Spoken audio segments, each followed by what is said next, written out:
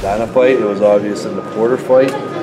You know, and even a little bit with Paul fight. You know, when Adrien struggled, he has the same style as Mayweather. But what separates Mayweather and Adrien Broner is this: Mayweather's an all-time great, and is going to go down as one of the greatest fighters of all time because Mayweather had that game plan A that Broner has, okay?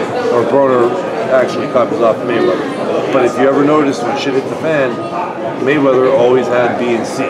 And not only did he have B and C, but they were well planned out, and he won the fights convincingly. Is that what happened in the first Taylor fight? I was there in Atlantic City with all of Youngstown. No, I got caught with a good shot, and I came back because of my power and speed and chin, and I won that fight, and I had great condition. You know, very, very good condition for a middleweight. I averaged a lot of punching, and that was the difference. Determination too.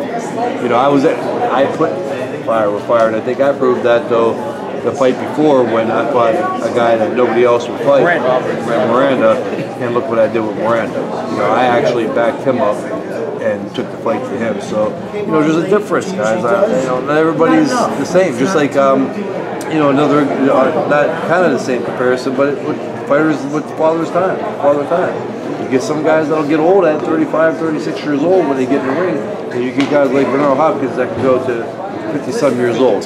So everything is different. I mean, a mentality in the fighter, you know, Mikey Garcia's natural abilities that he does is just, you know, it's hard. That's part of his being a fighter. My mentality and determination in the fight is something that you're not going to get unless you're born with it. And Adrien Broner, I don't think is born with the fact of fighting fire. You know, like get in the middle of shit with, you know, I don't know how else to explain it. I don't want to say balls because every boxer has balls, of course, you know, and heart. But, you know, there's just a little hesitation with it. Instead of just trying to survive, you mean fight after you get hurt or if you're down, fight to win. Like, you know, it's the term ride or die, or you know, fucking put my bulletproof vest on, and I know I'm going to take shots still, but I'm going to give mine. You know, that's what you got to do to win. That's what you do to become a world champion, especially at the top level.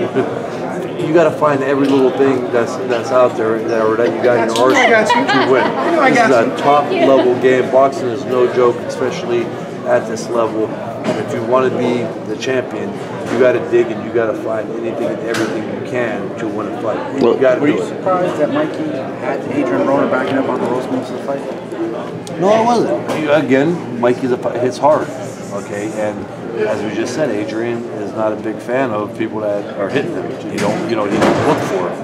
I was not surprised by that, but I was more surprised about the night. And again, I'm going to say this: I know Mikey was a hell of a fighter, or a tactician, and tactical fighter, and he's got natural ability. But I was just really surprised how he made that fight go his way, and how he actually outboxed.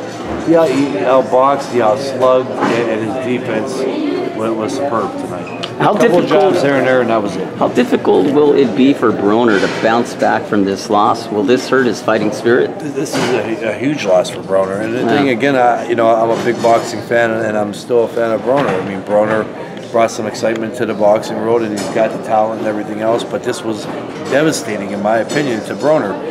Again, because he had the fights that he won that were close against top-level guys like Paulie and fights like that. But most of the losses he's got now were top guys.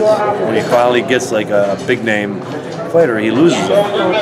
So what's that? Especially losing the way that he lost tonight is really going to be a setback for him. And it may not again either. Who knows with boxing? I mean, they can put him in there against another big name, and he throws the punch, and he wins it, and he's back on top. But I think personally, as of right now at this moment, that hurt. You think the post-fight comments kind of added insult to the whole night? I don't know. I mean, Adrien's notorious for that. I mean, but like, at what point does it? At what point after at a post-fight conference or an interview with the guys, Adrien's always done it to stir up shit.